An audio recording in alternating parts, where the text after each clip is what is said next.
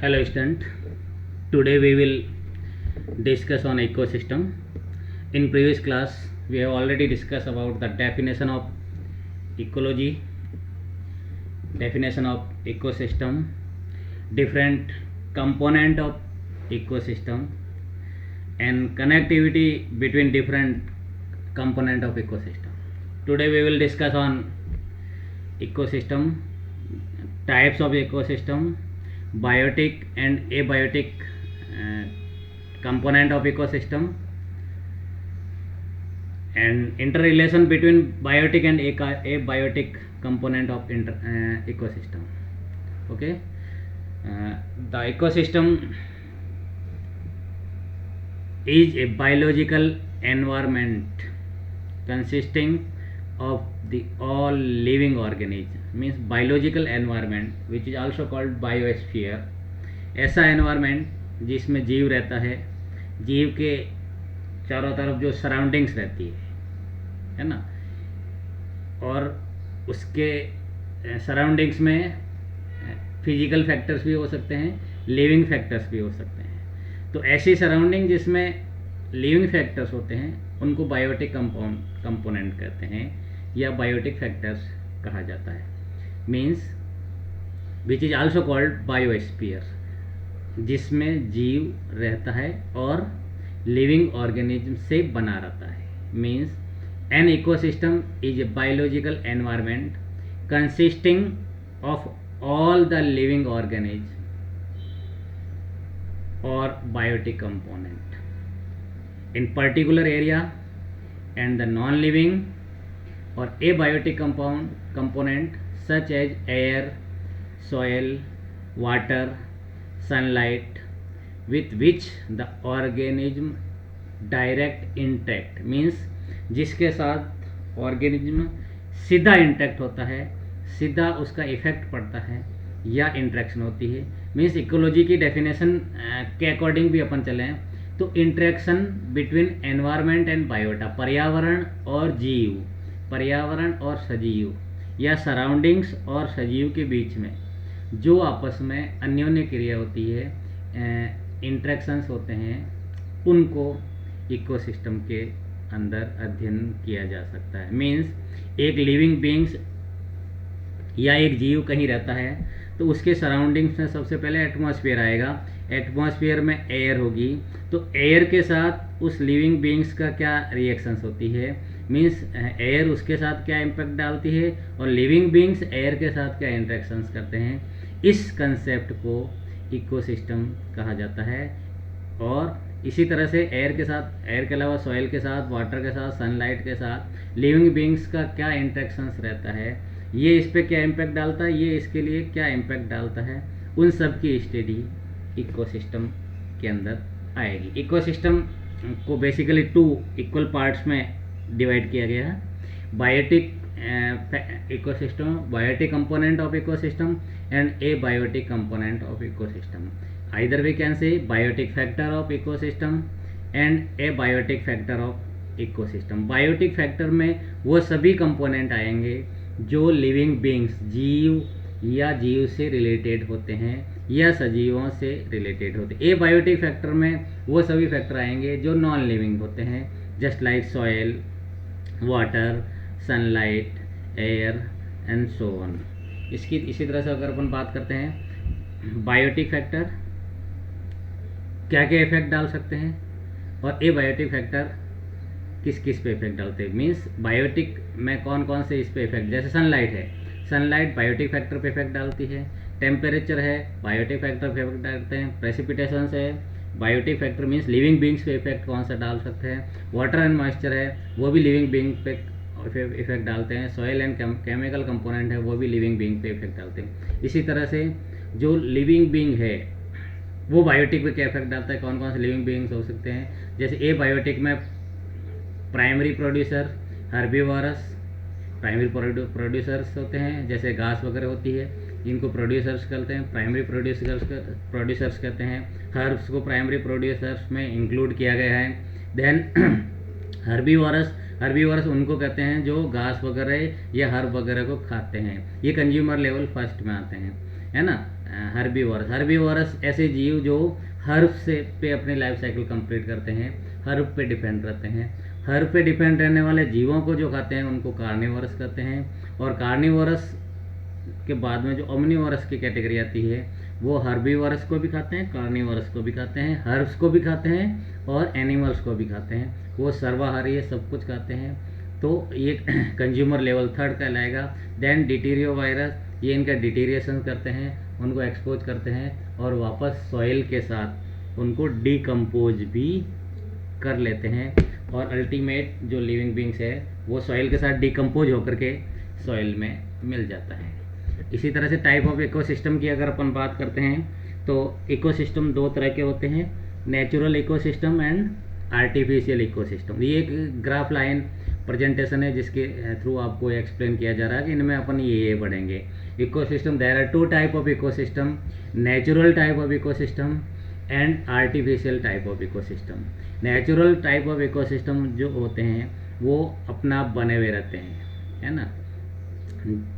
जैसे फॉरेस्ट, जंगल है, जंगल forest ecosystem is called natural type of ecosystem.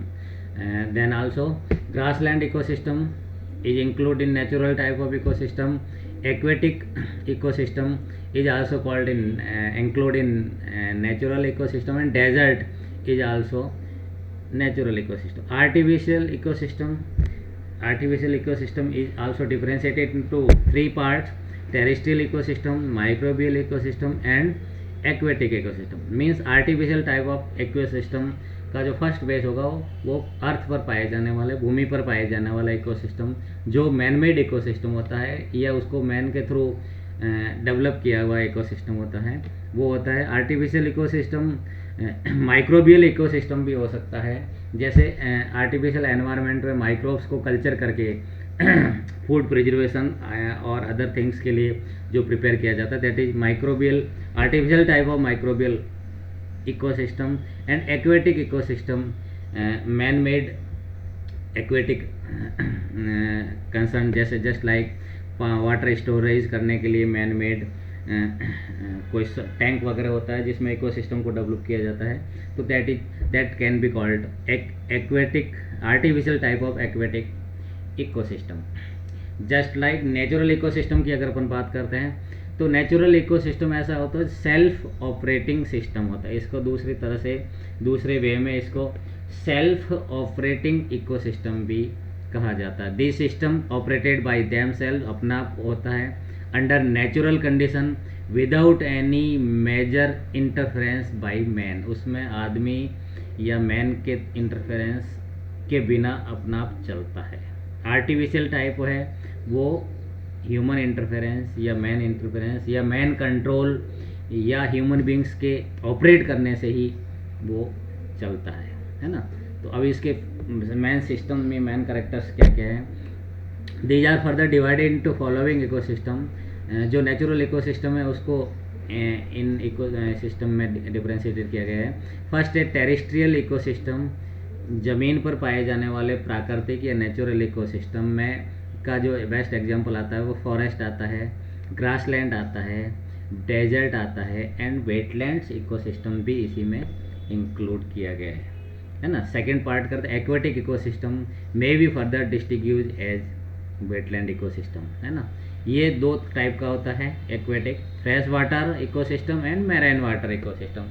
Fresh water ecosystem means ऐसा इकोसिस्टम जिसमें फ्रेश वाटर होता है, बारिश का पानी होता है, नदियों का पानी होता है, झील का पानी होता है। इसको लोटिक इकोसिस्टम भी कहा जा सकता है, it may be called lotic ecosystem. इसमें रनिंग वाटर होता है, झरने होते हैं, रिवर नदी होती है, पॉन्ड्स भी हो सकते हैं छोटे से, है ना, स्टैंडिंग वाटर भी हो सकता है, लेक होती है, पॉन्ड्स होते हैं, पूल होते हैं, सम डीचेज होते हैं, खड्डे भी होते हैं जिनमें पानी भरा हुआ रहता है ना, स्वाम्स होते हैं, छोटे खड्डे होते हैं, पैडल्स होते हैं, ये सब इसी में इंक्लूड किए जाते हैं जो fresh water natural type of ecosystems होते हैं। इसी तरह से मैराइन इकोसिस्टम या मैराइन वाटर इकोसिस्टम, ये ओशियंस का इकोसिस्टम इसमें इंक्लूड किया गया है। इसमें बहुत ही डीप वाटर बॉडीज होती है, गहराई बहुत ज़्यादा होती है ना। इसी तरह से ये सी और एस्चुरीज को इसमें इंक्लूड किए गए हैं। आर्टिफिशियल टाइप ऑफ इकोसिस्टम की थोड़ी डेफिनेशन या से कंपेरेटिवली अगर अपन बात करें तो artificial ecosystem is man made ecosystem. इसमें मैन के थ्रू इंजीनियरिंग होती है, मैन इसमें कंट्रोल करता है और मैन ही इसको रेगुलेट करता है ना। These are maintained by artificial, ये आर्टिफिशियली मेंटेन होता है, आदमी इसको चलाता है। Whereby addition of the energy and planet multiplication natural is disturb regularly, है ना। नेचुरल सिस्टम होता है वो रेगुलरली डिस्टर्ब होता है by man, by animal and by other factor. Although the artificial जो सिस्टम होता है वो डिस्टर्ब नहीं होता है ना। क्रॉप आर्टिफिशियल सिस्टम हो गया, आर्टिफिशियल इकोलॉजी हो गया। अर्बन्स इकोसिस्टम जो ग्रामीण का है, सिटी का है, वो आर्टिफिशियल टाइप हो। इंडस्ट्रियल इकोसिस्टम आर्टिफिशियल में इंक्लूड किया गया है। और control of biotic community as well as the physical ये जैसे आदमी के द्वारा तो कंट्रोल होता ही होता है, और फिजिकल एंड केमिकल एनवायरनमेंट के थ्रू भी ह्यूमन इसको इंजीनियरिंग करता है, कंट्रोल करने की कंप्लीट ह्यूमन के हाथ में रहता है।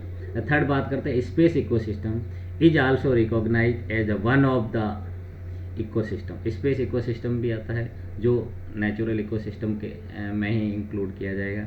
And play a very important role in human life, जो ह्यूमन लाइफ में बहुत ही इंपॉर्टेंट रोल प्ले करता है। The common features of ecosystem is terrestrial, aquatic and agricultural are the interact of the atmospheric and heterospheric compound. जैसे स्थलीय है, जलीय है और कृषि योग्य जो इकोसिस्टम है वो एटमॉस्फेयर को इंटरेक्ट करता है। जैसे एग्रीकल्चर अपन क्रॉप रोटेशंस करते हैं, क्रॉप में different type of urea additions करते हैं, ये सब इकोसिस्टम को इफेक्ट करता है और इकोसिस्टम के चैन को, इकोसिस्टम के वेब को, फूड वेब को इंटरेक्ट करता है, और ये इंटरेक्ट ह्यूमन के थ्रू ही होता है ना। अब इकोसिस्टम के कंपोनेंट्स जो पहले अपन डिस्कस किए थे उस पर थोड़ा सा वापस बात कर लेते हैं। इकोसिस्टम के कंपोनेंट्स टू टाइप्स के होते हैं, पहले भी बताया था, biotic component and abiotic component. Ecosystem has two major component like biotic component and abiotic component. Biotic component उनको कहेंगे जो लिविंग बीइंग्स होते हैं, मीन्स दो घटक होते हैं जिनके द्वारा मिलकर के ये सारे घटक या कॉम्प्लेक्सेस है या बिल्डिंग ब्लॉक्स है जो इकोसिस्टम को बनाते हैं।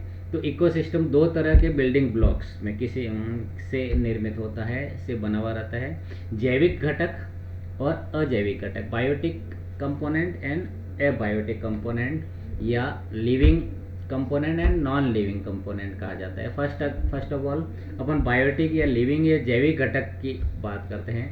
तो जैविक घटक में सबसे पहले जीव आएंगे, और जीव में कौन कौन से जीव आएंगे? जीव में कंप्लीटली प्लांट आएंगे, सारे प्लांट उसमें इंक्लूड होते हैं, सारे एनिमल्स इंक्लूड होते हैं। And micro organism have different nutritional behaviour, और सारे माइक्रो ऑर्गेनिज्म उसमें इंक्लूड होते हैं जिसमें डिफरेंट न्यूट्रिशनल बिहेवियर होते हैं। पोषण के विभिन्न पद्धतियाँ होती है, पोषण के विभिन्न तरीका होता है। Constitute the biotic component on ecosystem, ये सब मिलकर के इकोसिस्टम का जैविक घटक का निर्माण करते हैं। जैविक घटक में अगर अपन बात करते हैं तो सबसे पहले आएगा प्रोड्यूसर्स, उत्पादक, है ना। प्रोड्यूसर्स और ऑटोट्रॉप्स मीन्स ऐसे जो फर्स्ट लेवल है which is called trophic level first, it may be also be called trophic level first. Trophic level first में उन सभी को सम्मिलित किया गया है जिनमें क्लोरोफिल उपस्थित होता है, ग्रीन होता है, ऑटोट्रॉफिक होते हैं। ऑटोट्रॉफिक मीन्स सनलाइट के थ्रू अपना भोजन का निर्माण स्वयं करते हैं, which can be synthesize their food in the presence of sunlight, use of CO2 का उपयोग करके सूर्य की प्रकाश की उपस्थिति में वाटर और CO2 का उपयोग करके फोटोसिंथेसिस के थ्रू अपना भोजन का निर्माण करते हैं। वो सब प्लांट्स प्रोड्यूसर्स या ऑटोट्रॉप्स को ट्रॉपिक लेवल फर्स्ट में इंक्लूड किया जाता है और इनको प्रोड्यूसर्स कहते हैं। Since plant convert solar energy into chemical energy, और इस प्रकाश संश्लेषण की क्रिया के द्वारा पादप सौर ऊर्जा को रासायनिक ऊर्जा में कन्वर्ट कर देते हैं, so they must better called converter, इसलिए इसको कन्वर्टर कहा जाता है। ट्रांसडक्टर्स कहा जाता है। Chemosynthetic organism, chemoautotrophic organism can also synthesise some organism matter by the oxidation of certain chemicals in absence of sunlight। मतलब कुछ ऐसे भी इंडिविजुअल्स या लिविंग बींग्स होते हैं जो सनलाइट की एब्सेंस में भी कुछ सिंथेसिस करते हैं, ऑर्गेनिक मैटर का सिंथेसिस करते हैं, ऑक्सीडेशन के थ्रू भी कर सकते हैं, कीमोसिंथेसिस के थ्रू भी कर सकते हैं। They are so on. First means all जो बायोसिंथेसिस के थ्रू फूड का फॉर्मेशन करते हैं उनको प्रोड्यूसर की कैटेगरी में इंक्लूड किया गया। That's all about today. Thanks. Next we will discuss on next class.